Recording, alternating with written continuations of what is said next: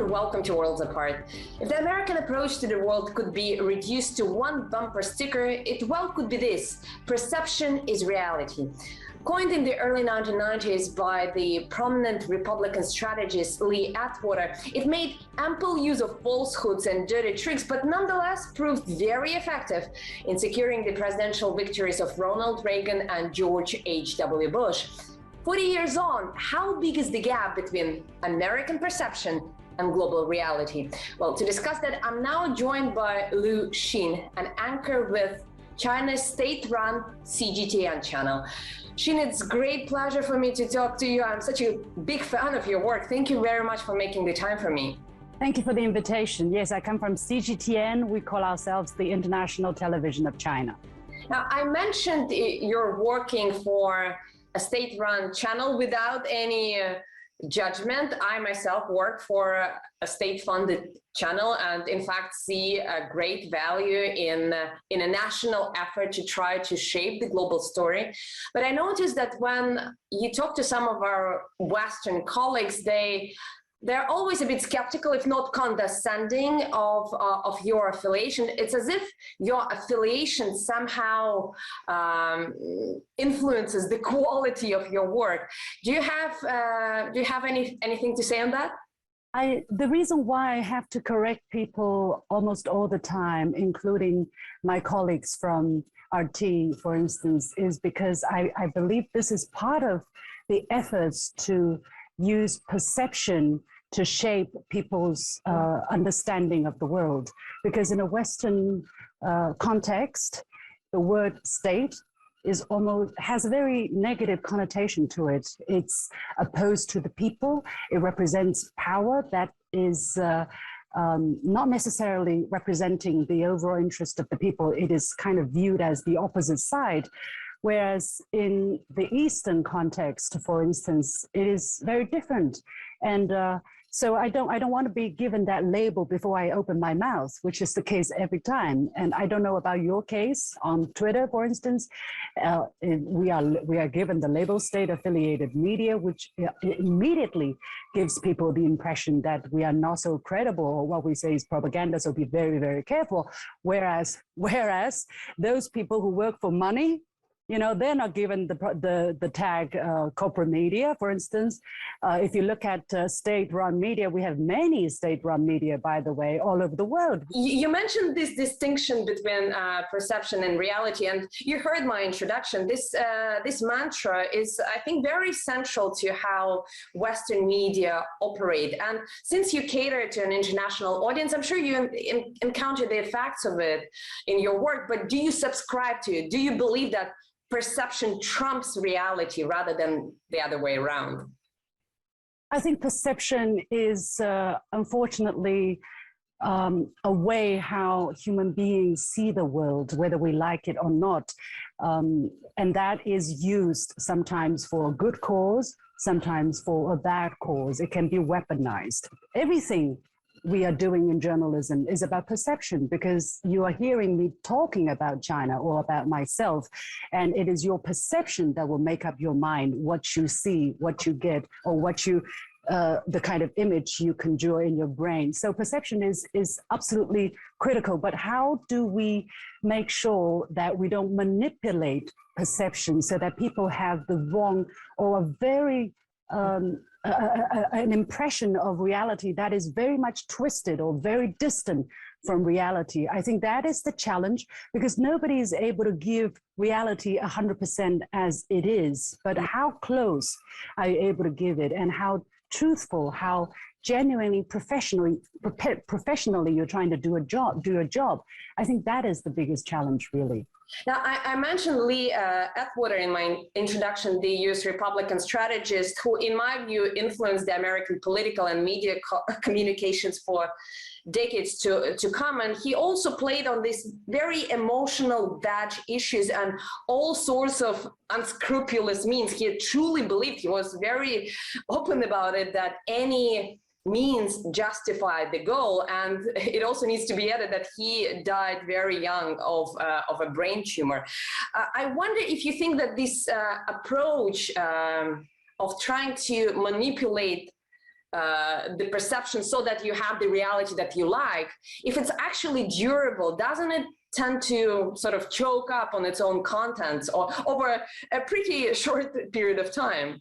Misperception is very easy to make if you're very good at it. For instance, if you work in the media and you know how to do it, you can do a very good job at manipulating public opinion.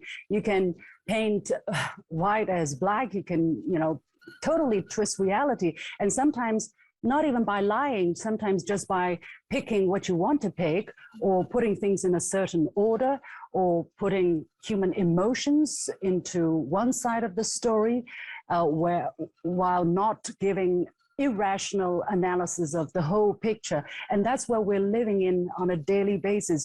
Not just what we see in our hands on TV, in our phones, but also what we produce constantly as journalists, as TV presenters. So it is, I have to say, it is part of human nature that we're prone to be manipulated. It is also the beauty of human life, that we are emotional animals.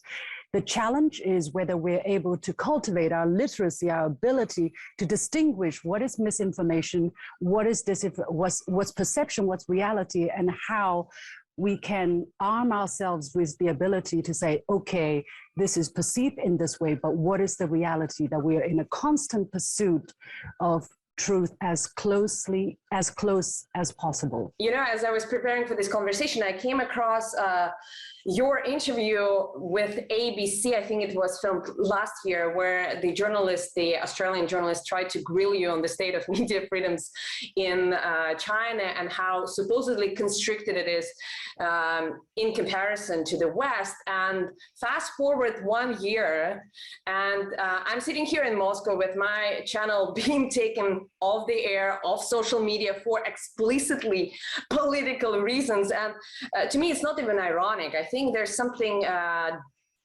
very totalitarian in that. And that's why I wanted to try to turn the tables here and ask you about the state of media freedoms in the West as you see it. I think at this moment we see extremely clear what they mean by freedom of press, right? When freedom of press is in other countries, they're defending it. They're even paying money.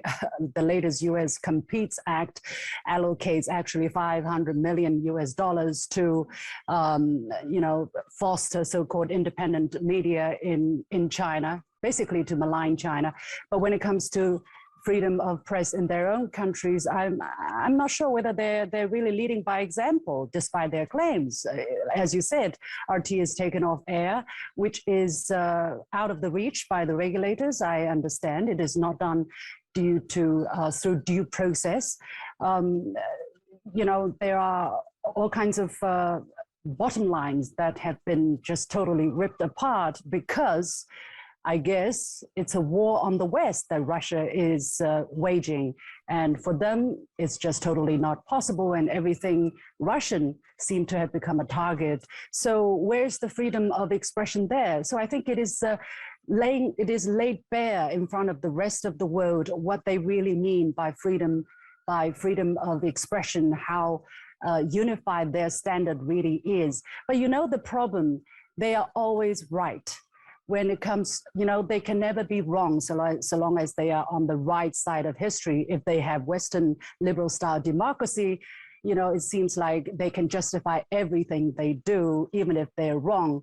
They do it and they still say they're right. And that kind of exceptionalism, that kind of double standard, I think is really a huge problem. But Shin, is that really exceptionalism, or is it supremacy? I mean, I don't know how you approach it, but I think you're one of the most eloquent English-speaking anchors. I'm not trying to be sycophantic here, but you have very good command of the language. You did not only to read news of autocue, but also in live debate and analysis, and that's a huge effort. I mean, as somebody who also speaks English as a non-native language, I understand how much work goes into that, and yet in interview after interview, I can see you not being discounted, but sort of kept as somewhat not on par with all the people who speak English fluently just by the nature of being born in that country. I mean, do you think our colleagues, our Western colleagues, understand how much human effort goes into what we do? Not just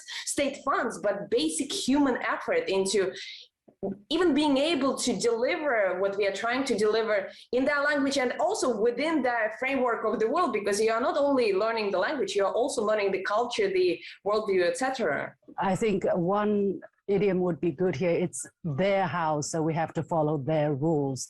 And if you want to speak to an international audience, which is, prevalent in English, which is English speaking primarily, you have to learn their language, you have to learn their culture.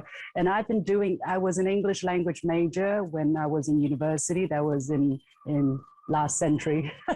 And I've been using English for all these years. I've had so much discussion. Sometimes in my spare time, I talk to myself, I ask myself questions. There's so much thinking that's going on, so much discussion, so much reading. Why? Not because I like it or I'm mad or something, because these are the questions that we want to answer. How can we talk to people in other parts of the world who don't speak Chinese? I have to reach out to them, and I cannot wait for everybody to be able to speak Chinese, because then we will never understand each other. So I want to reach out, I want to go over, but it's very, very difficult. 25 years I've been working in this profession. I love it. I'm enjoying it, and I'm ever more energized and empowered, but it's not been an easy path. That's why I'm angry.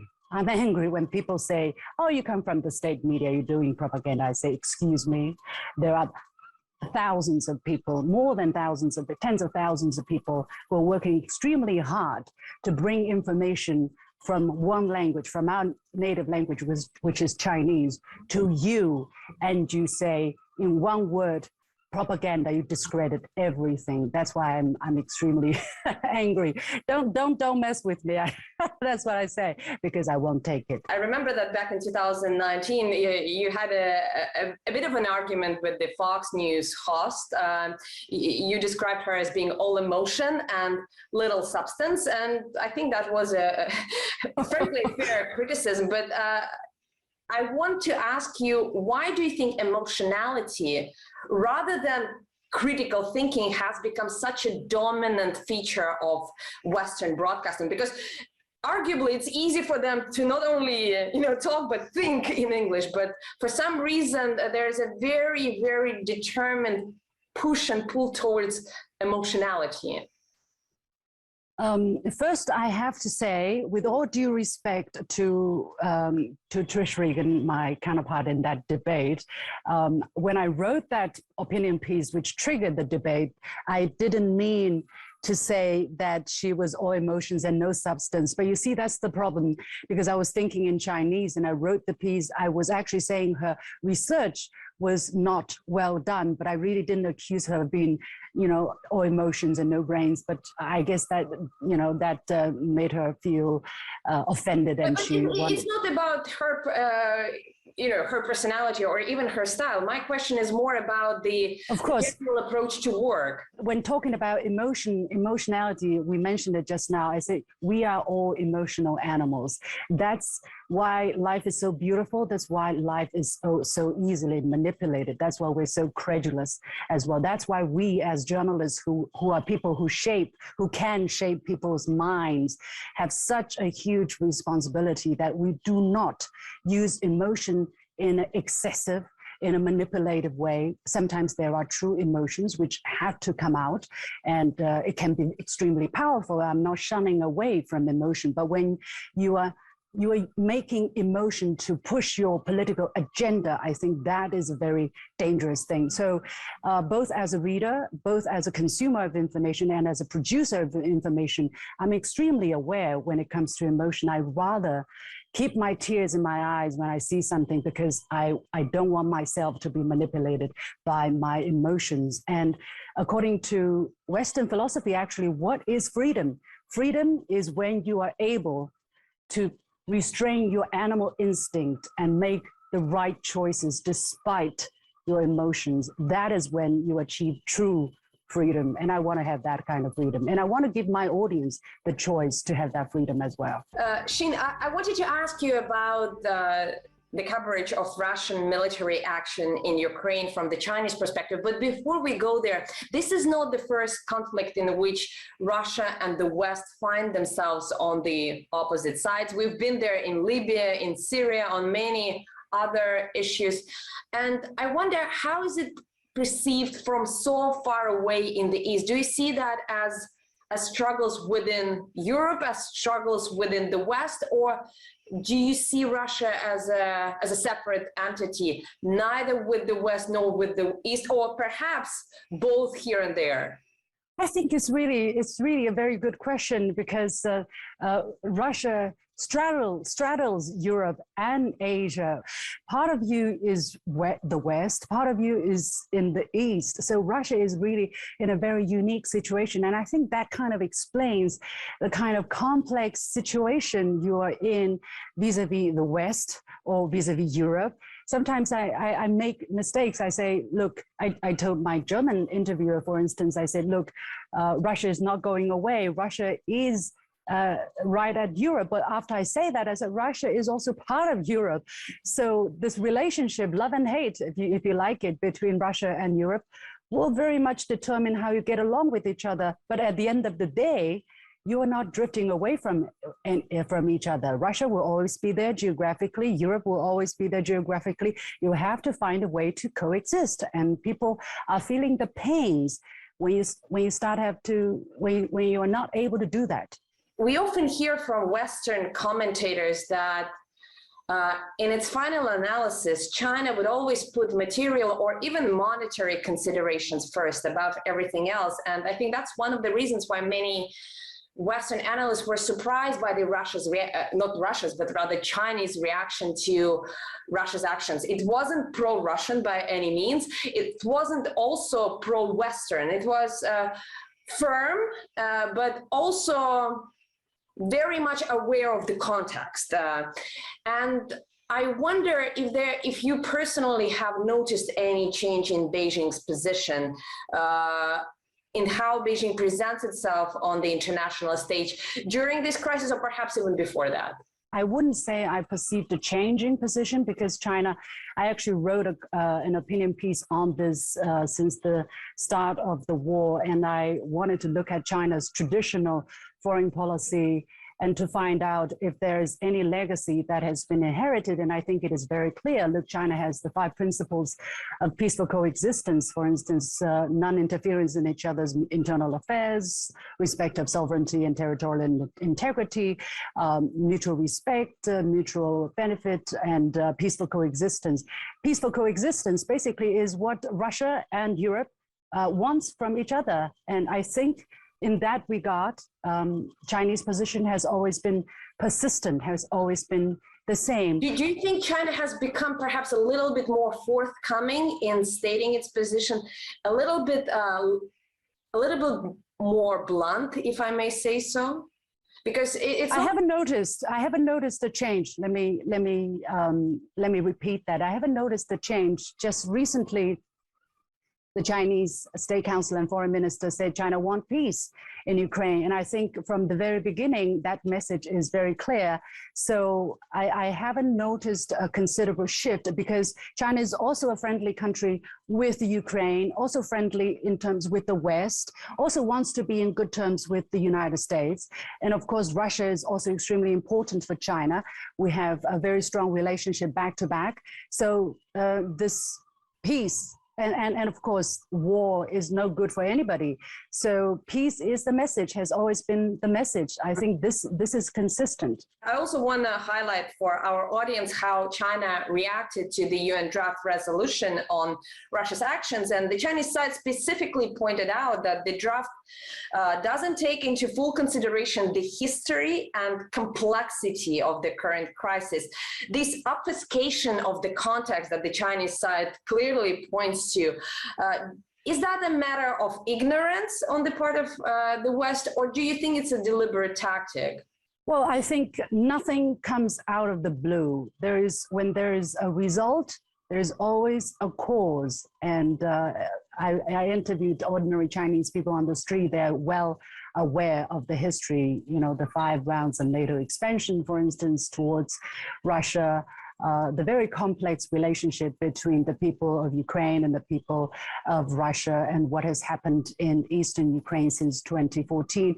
So there's not a clear cut right or wrong, or who started the first shot, or so to try to do that would be, or try to make things look like that would be counterproductive, because if you have a military conflict, the most important thing is to find ways to stop it as soon as possible. So anything that is considered not conducive to finding a peaceful and quick solution to the conflict is considered not in the interest of China. And China believes, I understand China believes that is not in the interest of world peace either. So that's why China abstain. And that position is actually shared.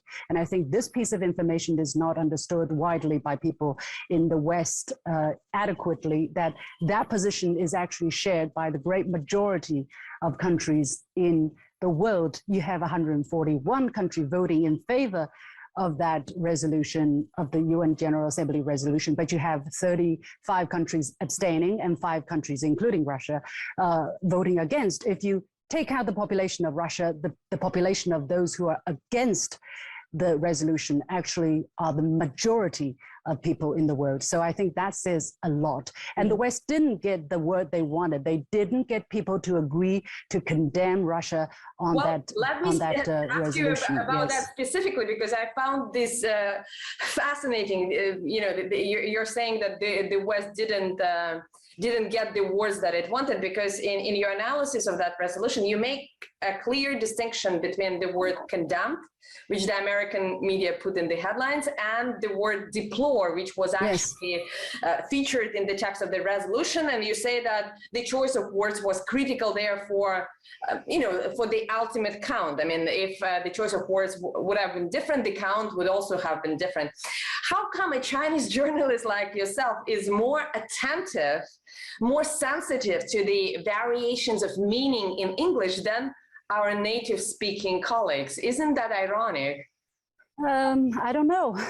I ask that questions too. Sometimes that's why sometimes I cannot tell whether it was an honest mistake or disinformation. And that's the distinction between misinformation and disinformation. I think as native speakers, they must know the difference between condemnation and deplore. By the way, it's to deplore in the strongest terms. So there's a slight difference there. But still, to deplore and to condemn are different words. To condemn is much stronger, and it has a moral aspect to it, right? You condemn something that is almost considered evil. So the one U.S. Mainstream media, television, actually said the UN passes a resolution to condemn Russia. And if you look at the original text, it doesn't actually say, it condemns the announcement of Russia's military operation in Ukraine, but it doesn't condemn Russia's military operation in Ukraine per se. It deplores in the strongest terms. So these are the details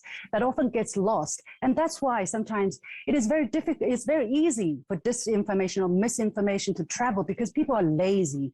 How many of our viewers will go to the original source to look through all of the piles of documents that's hidden somewhere and to go through the legal language? Some of it is really not very human friendly, and to find the differences between condemn and deplore. They would just say, oh, this well-regarded television says so it must be the case. And my job is to ask exactly what happened and why it happened. Is it an honest mistake, or was it something more than that? Sometimes I can't tell. I hope it's not disinformation. I hope it's just an honest mistake. I want to ask you something about which you just mentioned, that the international audiences, our viewers, can sometimes be, well, I don't want to call them lazy, but I think people have been indulged in infotainment for way too long, and their attention spans are rather short. They not always want to get into the sort of depth of the issues. How do you personally decide how nerdy you can afford to be with your analysis without alienating your audiences? I'm sorry for asking this, but this is also a very pressing issue for me as well, because I like thinking and analyzing, but I understand that some people don't take it easily. Yeah. No, you know, I am the kind of person that doesn't take no as an answer. And I just bought a model of a human brain from Taobao, the Chinese shopping platform. I say, I'm going to put that model of a human brain. It's half out of a box. I want to put it on the table of all my colleagues and make them think out of the box all the time, because that's what we have to do. How we do our job in an entertaining, easy to follow way that's still extremely professional, and that is honest and fair and easy to follow. When I write my script, sometimes I joke about it. I say, look, my audience, let's imagine they have primary school literacy level. Let's not use huge words, because they're going to scratch their heads. And then if they scratch once, twice, they're going to say, okay, she looks nice, but I'm going to switch channels. I don't want that to happen. So I try to make it interesting, and I try to illustrate what I say, because the human brain works in a way that when they see something, they tend to believe it. That's why more and more, if you go on social media, for instance, you see messages being put into graphics instead of mere language typed words, because that is more effective when you want to send certain messages. And I notice the US State Department is doing more and more of that. I notice more and more social influencers trying to do that. Sometimes I do that, but I try not to do, because when you have to do that, I'm like, beware. They want to say something that is very, very, very, they want you to see. But yeah, it's a fascinating thing, but I think there's a way to do it without going low, without sacrificing the quality of the discussion, and still bringing out the best discussion you can have, and still make it fun. That's my aim. Well, Sheena, if my opinion counts for anything, you do it brilliantly. Thank you very much for this opportunity to engage with you. It's been a great pleasure for me.